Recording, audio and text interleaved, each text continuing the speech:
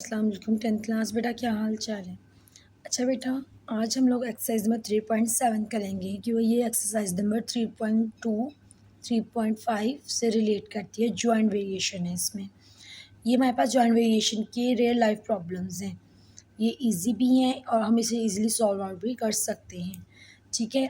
Question number 1 देखें। The surface of the cube varies directly as the square of the length L. क्या दी थी उसने? Length L. Square उसका, square of the length L of edges A is equal to 27 square unit and L is equal to 3 unit. ये जो ए और L की values दी हैं दोनों, ये आपको दी के मालूम करने के लिए।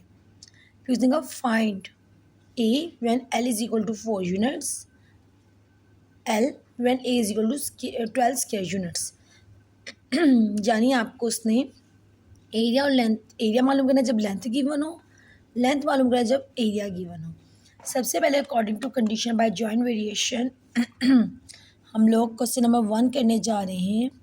इन जॉइंट वेरिएशन में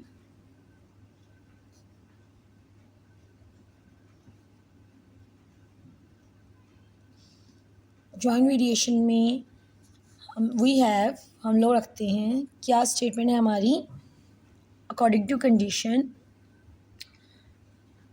एरिया ऑफ क्यूब, किसी भी क्यूब मतलब कि एक बॉक्स का area directly varies as, area directly varies as, देखिए area directly varies as square of the length, square of the length. ये मेरे पास बन गई क्वेश्चन नंबर 1।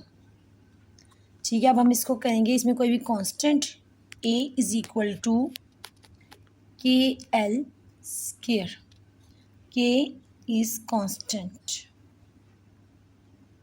के इज नॉट इक्वल टू 0। ठीक है। अब उसने यहाँ पे वैल्यूज दी थी आपको क्वेश्चन में A27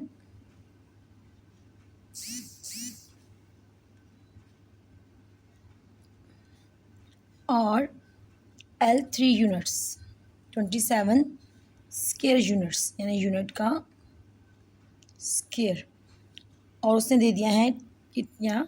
L3 यूनिट। इन दोनों वैल्यूज को हम पुट करेंगे इक्वेशन नंबर 1 में पुट करेंगे तो हमारे पास के की वैल्यू हासिल हो जाएंगी। 3 square 27 9 K, 27 divided by 9 is equal to K. अब मैं इसे कट करूँ तो 9 1 जाना, 9 3 जार, तो ये आ जाएगा 3 इज इक्वल टू के। तो हमारे पास इक्वेशन नंबर 2 बन जाएगी। क्वेश्चन नंबर 2 क्या बन जाएगी? A is equal to 3L square. Question number 1 में पुट करना है, ये क्वेश्चन नंबर आपकी 2 बन गई। उसने पार्ट नंबर 1 में कहा है ए मालूम करें when L is equal to 4 unit. A मालूम करें when L is equal to 4 unit. वही बात हम इसको पुट करेंगे इन क्वेश्चन नंबर 2 में। ए मालूम करना है 3 4 स्क्वायर, 3 16 48। एरिया का यूनिट होता है हमेशा यूनिट स्क्वायर। ठीक। और पार्ट नंबर 2 में वो कह रहा है एल मालूम करें when A is equal to 12 square unit. इसी के पार्ट नंबर 2 में कह रहा है एल मालूम करें जब ए कितना हो आपके पास 12 स्क्वायर यूनिट। ठीक। अब आपने क्या करना है? ए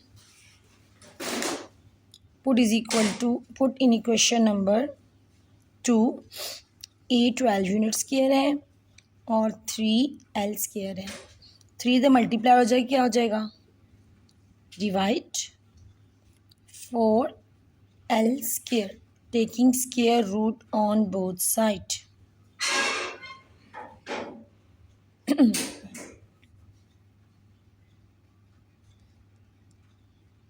ठीक, तो ये हमारे पास एल का आंसर क्या आ जाएगा, +-2।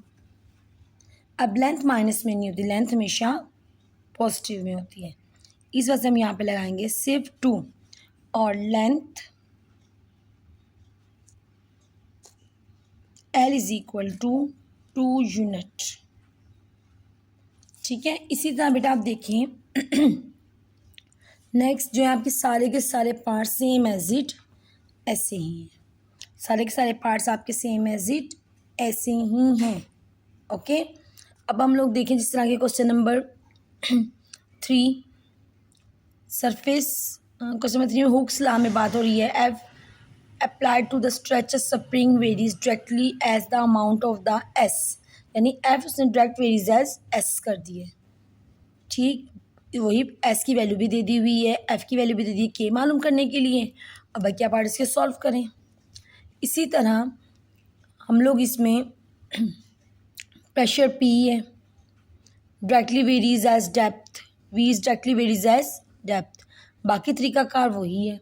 अगर प्रेशर जो है वो exerted on bottom the tank full 5 feet, height इसकी कितनी हो जाएगी 2.25। ठीक है, अब प्रेशर भी उसने दे दिया आपको, ये देखें फीट में, और उसकी डेप्थ यानी हाइट भी दे दी हुई है इसमें। फिर उसने कहा है कि कितनी डेप्थ होगी यानी हाइट कितनी होगी, प्रेशर जब इतना होगा। अब यहाँ पे देखें ना, डेप्थ जो है वो ये हमारा डेप्थ है और ये हमारा प्रेशर है। ठीक, ये बात याद रखिएगा, यूनिट मैच कीजिएगा ना कि कौन सा यूनिट जो है वो प्रेशर में दे रहा है और कितनी वो डेप्थ पूछा है। गहराई हमेशा यूनिट से आपने इसको जज करना है। ओके स्टूडेंट, इसके पहले जो है वो आपने 5-6 क्वेश्चन जो हैं वो आपके होमवर्क में ही जाएंगे, पहले 6 क्वेश्चन आपके होमवर्क में ही जाएंगे। ओके स्टूडेंट जी, इसी के साथ हम लोग पढ़ते हैं थ्योरम नंबर 4।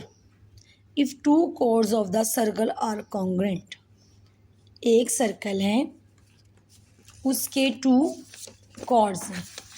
ठीक है, ये देखें, अब पहला कॉर्ड उसने बना दिया ए बी, दूसरा कॉर्ड बना दिया उसने सी डी, और कॉन्ग्रेंट यानी कि इक्वल है, उसे ये बात बता दी है। देन के बाद जो बात होती है वो आपकी प्रूव करने के लिए होती है। They will be equal distance from the centre, ये इसका सेंटर है, वो कहता है ये दोनों कोर्ड सेंटर से इक्वली डिस्टेंस पे हैं। इक्वली डिस्टेंस में तभी होगा जब सेंटर से इधर परपेंडिकुलर ड्रॉ करेंगे ए बी पे, ओ से परपेंडिकुलर ड्रॉ करेंगे सी डी पे, जिसको मैंने एच और के का नाम दे दिया। उसने कहा O H perpendicular on A B, O K perpendicular on C D. ठीक है, ये पर जो बॉक्स बनाई परपेंडिकुलर को शो करता है। Will be equal distance from the centre, इसका मतलब है कि ओ एच जितनी लेंथ है उतनी ही लेंथ ओ के की होनी चाहिए। Measurement O H is equal to measurement O K. जब ये लेंथ सेम होगी तो इसका मतलब होगा ये सेंटर से इक्वली फासले पे हैं। हमने क्या किया, ज्वाइन कर दिया ओ को ए के साथ, ज्वाइन कर दिया ओ को सी के साथ, और इस तरह मेरे पास 2 राइट एंगल ट्राइंगल ड्रा हुई ओ एच ए और ओ के सी। अब हम कहते हैं ओ एच जो है स्टेटमेंट में चलते हैं, O H bisect the A B. O H ने जब ए बी को बाइसेक्ट किया तो इसका मतलब है कि अगर मेजरमेंट में ए एच लूँ तो वो half of the A B होगी, यानी कि क्योंकि जब भी कोई परपेंडिकुलर किसी कॉर्ड पे ड्रा होता है या लाइन सेगमेंट में ड्रा होता है उसको मिड से कट करता है, 2 हिस्सों में डिवाइड कर देता है। इसलिए उसने कहा कि ए एच यानी ये वाले ट्राइंगल की जो साइड है ये हाफ ऑफ द कोड होगी ए बी। अब इसी तरह इसमें ये 1 को नाम दे दिया, इसलिए हमने कहा ओ एच जब परपेंडिकुलर है सी डी पे, O H O K perpendicular या बाइसेक्ट करता है सी डी पे। ठीक है, क्योंकि वो ओ के परपेंडिकुलर है सी डी पे, तो इसका मतलब है कि जो सी के की लेंथ है वो half of the chords measurement C D होगी। यहाँ तक समझ आ गई बेटा। और ये हमारा थ्योरम नंबर 3 के अकॉर्डिंग था, जो हमने पीछे पढ़ा था कि कोई भी सेंटर से परपेंडिकुलर ड्रॉ करें तो वो कोड को द मिड पॉइंट से टू कट करते हुए दो इक्वल पार्ट्स में डिवाइड कर देता है, बाइसेक्ट कर देता है। अब हमने कहा कि जितनी मेजरमेंट ए बी की है उतनी मेजरमेंट सी डी की है। देखिए ये बात उसने गिवन में की थी, दोनों कॉर्ड्स जो हैं वो इक्वल है लेंथ में। अब अगर इनकी फुल इक्वल है तो इसका मतलब है जितनी मेजरमेंट ए एच की है उतनी मेजरमेंट सी के की भी होगी, बाय 1 2 3 को यूज़ करते हुए। ठीक है, अब राइट एंगल ट्राइंगल में हम लोग बात करते हैं कि हमारे पास दो राइट एंगल ट्राइंगल्स थी, ओ एच ए ओ के सी। अब इसमें हम कहते हैं ए ओ और ओ सी दोनों हाइपोटेनियस हैं। हाइपोटेनियस होने की वजह से हाइपोटेनियस होने की वजह से ये हमारे पास क्या कहलाए, रेडियस। ठीक है, रेडियस होने की वजह से ये आपस में इक्वल है। और हमने ये भी कहा कि ऊपर ए एच और सी के दोनों इक्वल है। ये बात हम कहाँ कर गए हैं अपनी, ये प्रीवियस में हम प्रूव कर गए हैं ना बाय 4 में। और अब दो साइड्स हमारी ये हो गई हैं और हमें ये बात भी पता है कि एंगल फिगर में इक्वल है। फिगर में एंगल क्या है, 90 डिग्री का है, ये बात हमें पता है। इसकी वजह से हमारे पास दोनों ट्राइंगल क्रॉसपोंडेंस थी और दोनों ट्राइंगल आपस में क्या हो गई, कॉन्ग्रेंट, जिसकी वजह से जितनी मेजरमेंट ओ एच की है उतनी मेजरमेंट ओ के की। जो दो साइड जब आपस में कॉन्ग्रेंट हैं तो तीसरी साइड खुद ब खुद कॉन्ग्रेंट होगी। तीसरी साइड जब ट्राइंगल कॉन्ग्रेंट हो गई हैं तो तीसरी साइड खुद ब खुद कॉन्ग्रेंट हो गई है। जितनी मेजरमेंट ओ एच की है उतनी मेजरमेंट ओ के की है। ओके स्टूडेंट्स, ये अब आपने लिखना भी है और याद भी करना है। अल्लाह हाफिज़।